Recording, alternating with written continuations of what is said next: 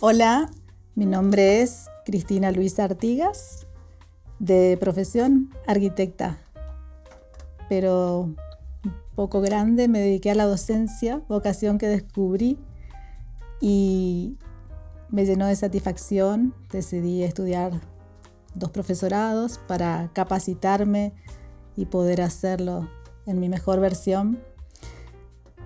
Soy docente de escuelas técnicas y mi primera incursión en la literatura es a través de esta novela, mi primer libro, que se llama Un ramito de violetas en los tiempos del amor.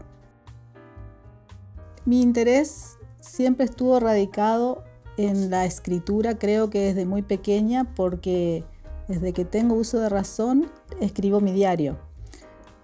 Ahora de grande un poco menos, pero tengo varios diarios acumulados a lo largo de mi vida y siempre me gustó escribir. Sin embargo, me preguntan qué relación hay entre el mundo técnico y este mundo tan especial de las letras y al cual no pertenezco, pero ahora sí me estoy metiendo de a poco y me encanta y lo disfruto. En realidad la motivación fue otra. La motivación fue encontrar una respuesta a algo que busqué durante casi 40 años. Hace 40 años, dentro de una valija, encontré una serie de fotos, muy pocas, que habían sobrevivido a la quema de otras. Y sentí, al abrir la valija, que había voces del pasado que me hablaban, pero no con palabras. En esa valija apareció una foto de un niño que descubrí que era el hijo de mi abuela.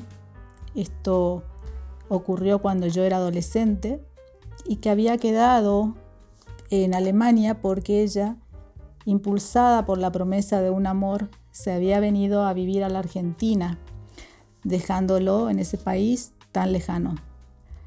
Y nadie en la familia había conocido sobre su paradero. Entonces, hace estos años empecé a buscarlo y finalmente pude encontrar una respuesta.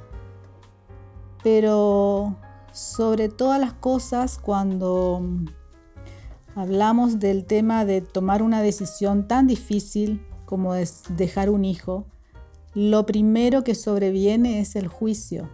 Y siempre un juicio negativo. ¿Cómo pudo? ¿Cómo dejó a su hijo en un país lejano? ¿Cómo lo abandonó? ¿Dónde quedó? ¿Qué fue de él? ¿Y cómo nunca más se supo nada de él? Entonces esa fue una herida que había quedado abierta y sobre todo que yo la sentía muy abierta. Entonces decidí buscarlo y se dieron muchas cosas, creo que marcadas por estos seres que en algún lado están guiándonos para sanarlas. Y así fue que encontré respuestas que me permitieron entender, pero a partir de una mirada empática, a partir de una mirada de amor, de tratar de comprender esta decisión. Y ahí me di cuenta que todas las decisiones difíciles que se toman en la vida parten del amor o del dolor o del miedo y no hay que juzgarlas, porque no somos quien para juzgarla, pero sí podemos llegar a comprender o a aceptarlas. Entonces, eso es lo que ocurrió con la escritura, como un acto creativo hermoso, a donde no todo lo que está escrito ocurrió realmente, porque para tratar de entender muchas cosas que habían quedado en el misterio, tuve que imaginarlas, pero yo me las creí. O sea que son verdades desde el punto de vista de mi sentimiento en el momento de la escritura. Entonces a mí me permitió escribir esta novela y cerrar este círculo, sanar esa herida. Así que estoy muy contenta. Yo, la verdad, no pensaba publicarla porque mi intención era otra. Mi intención era tratar de entender. Pero bueno, se dieron una serie de cuestiones y apoyo de gente también que me impulsó a hacerlo, y ahora estoy muy contenta de tener el libro y bueno, disfrutarlo. Cuando me preguntan sobre cómo fue el camino recorrido a partir del primer momento que me puse a escribir, les cuento que comencé escribiendo en general a primeras horas de la mañana, porque yo soy muy alondra y me levanto temprano, y tenía mi perrito que se llamaba Kenji, que siempre se ponía a mis pies, así que escribíamos juntos el libro. Y cuando escribí hasta que terminé y decidí mostrárselo a una persona muy allegada a mí, había impreso unas hojas de Word en Word, y al leerlo, esta persona, cuando terminó la lectura, noto lágrimas en su rostro. Entonces fue como, wow, ¿qué está pasando? Ahí me di cuenta cómo el escritor puede atravesar al lector, pero el lector es quien pone de sí esto de la emoción frente a la lectura. Y entonces sentí que algo en mi interior decía, no, si esto le pasa a esta persona, puede pasarle a otras. Y entonces sentí la necesidad o la intriga de cómo sería publicar un libro. Para escribirlo me valí de las herramientas tecnológicas. En ese sentido, no me da vergüenza decirlo, porque yo no tenía conocimientos fehacientes en cuanto a cómo escribir una novela. Entonces puse a mi disposición todas las herramientas tecnológicas y de inteligencia artificial que están en este momento en boga, y pude recurrir a ellas, y la verdad que fueron bárbaras. O sea, porque me ayudaban a crear, pero me daban como certeza en el camino de la escritura.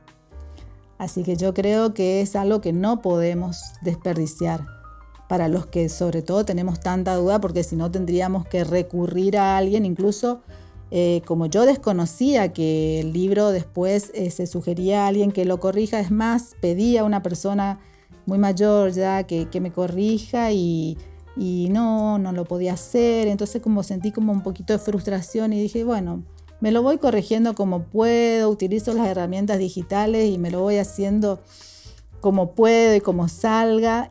Y hasta que pensé en publicarlo, y ahí fue que me topé con una editorial, la editorial D de Avelino Núñez, y que fue una persona que realmente me apoyó desde el primer momento a hacerlo, y con su humildad, porque él también es un escritor famoso, pero conociendo mis limitaciones, me ayudó mucho en ese sentido, y tuvo mucha paciencia conmigo, porque yo no sabía que la escritura era como el cuadro, que yo en su momento pintaba, y cuando pintaba volvía al cuadro y siempre había algo que retocar. Hasta que llega un momento que si seguís retocando arruinás todo. Entonces vos tenés que decir, bueno, paro acá. Con la escritura y con el libro me pasó exactamente lo mismo. Volvía y decía, ay no, mejor le corrijo esto, mejor esto otro, no, mejor le agrego. Encima me fueron pasando cosas en la vida que ameritaban otro final o un epílogo, y lo tuve que agregar porque no podía dejar de hacerlo, porque hubo un encuentro que ocurrió en Alemania hace poco tiempo, y quise compartirlo porque fue el broche de oro, la frutillita del postre, no sé cómo llamarlo, pero algo que merecía ser compartido en un epílogo. Entonces también tuve que regresar a eso, y pobre Avelino, por favor, agregame el epílogo. Y él siempre dispuesto a ayudarme. Así que en ese sentido me sentí muy acompañada. Y bueno, y la tapa también la hice con herramientas digitales, y y la edición para mí estuvo hermosa, es hermosa. Y cuando pienso en a quién estaría destinado el libro, no tengo un marco, pero fundamentalmente creo que les llegaría a todos los argentinos, porque 7 de cada 10 argentinos somos hijos de inmigrantes, y esta es una historia más de una inmigrante, así que en algún punto a todos les va a tocar la historia.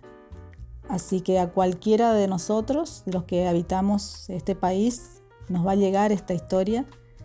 Y si me preguntan, ¿cruzaría el charco? Qué lindo sería poder traducirlo. Es más, ya cruzó el charco, porque tengo muchos amigos en Europa que se han llevado un ejemplar y bueno, anda por ahí circulando. Lo tendría que traducir para llegar a este ser tan querido, que fue respuesta a muchas de mis dudas, que vive en Alemania. Tendría que ser una etapa posterior de traducción a otros idiomas. Y bueno, si sueño en grande, y mi mayor sueño es hacer una película, porque creo que tiene todos los matices para hacer una película.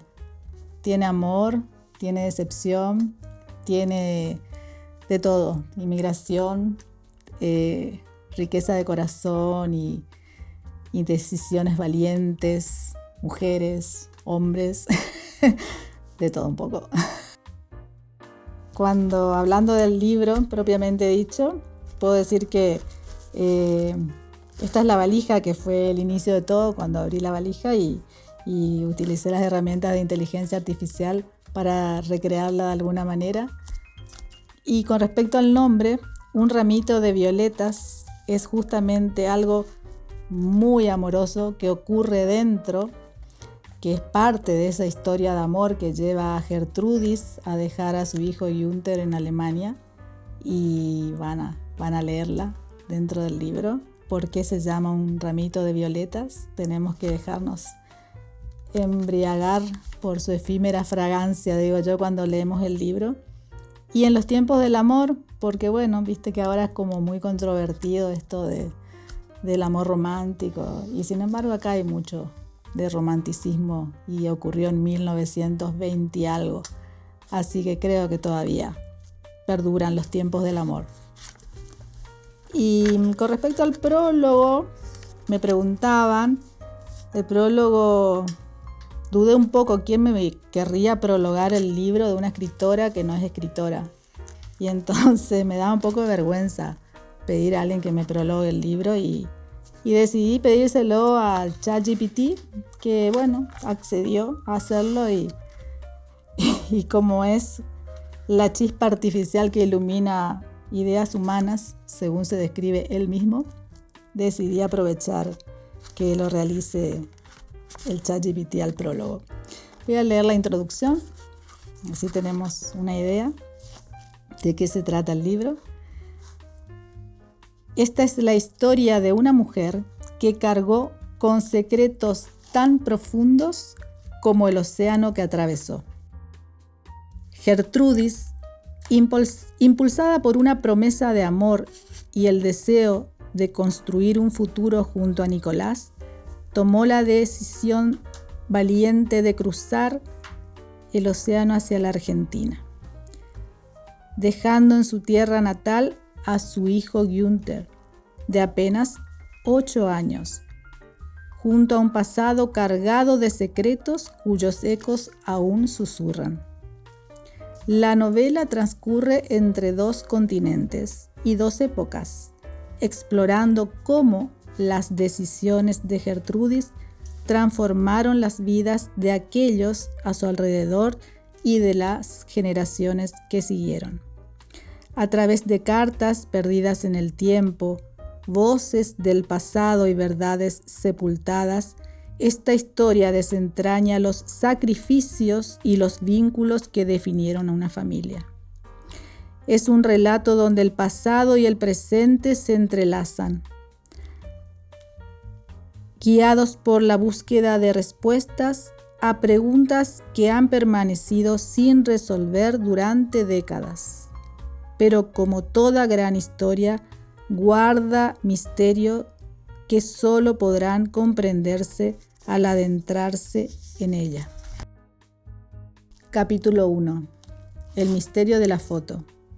Corrientes, Argentina, 24 de junio de 1986. Todos los martes al salir de la facultad visitaba a mis abuelos. Sin embargo, aquel martes se volvió inolvidable. En el dormitorio estaba ese ropero tan particular de madera maciza con líneas que hoy llamaríamos minimalistas, pero con la extravagancia de sus puertas curvas, que añadían un toque juguetón a la sobriedad circundante. Ese día mi atención fue capturada inesperadamente por una pequeña valija de cuero, colocada estratégicamente por mis abuelos y que se asomaba discretamente desde la parte superior del mueble. Con un gesto atrevido y plagado de curiosidad tomé la valija con mis manos y me dirigí al comedor, el espacio donde pasaban la mayor parte del tiempo mi abuela Gertrudis, a quien cariñosamente llamábamos Oma, y mi abuelo Nicolás, a quien le decíamos Opa. Con expresión de intriga, apoyé delicadamente sobre la mesa la pequeña valija de cuero marrón que lucía algo satinado por el paso del tiempo y les pregunté sobre su contenido. Ambos se miraron y sonrieron, con una complicidad compartida que revelaba que algo inesperado acababa de suceder. Un silencio incómodo rodeó aquel momento inolvidable. Con nostalgia en sus ojos, me contaron que tiempo atrás esa valija contenía las fotos, pero que habían decidido quemarlas porque consideraban que esas imágenes, fieles testigos de su historia, eran algo muy íntimo. Un capítulo de sus vidas que solo les pertenecía a ellos y que solo habían quedado en la valija algunos papeles sueltos. Fue como si el destino, con su toque sutil, hubiera guiado mis pasos hacia ese momento preciso. Con la autorización de mis abuelos, decidí abrir la valija, mientras ellos, con la confianza depositada en sus manos, observaban que la cerradura cedía ante la curiosidad propia de una adolescente. Al levantar la tapa, el aroma añejo se anticipó a la aparición de 3 fotos que, delicadamente preservadas, se revelaron ante mis ojos como fragmentos de una narrativa suspendida en el tiempo. En la tercera foto aparecía un niño de aproximadamente 7 años, con pantaloncitos cortos y una mirada nostálgica hacia la cámara. Noté que en la parte trasera, con una caligrafía hermosa de trazos cursivos, estaba escrito un nombre: Günther. A mis abuelos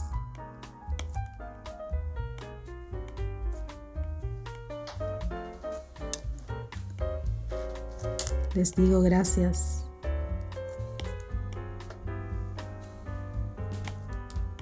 por iluminar el camino.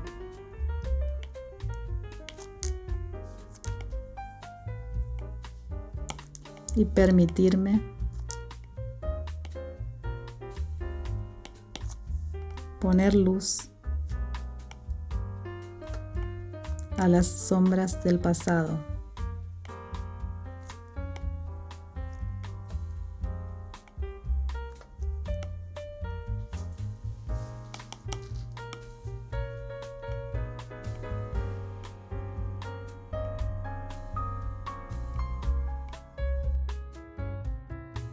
Cristina.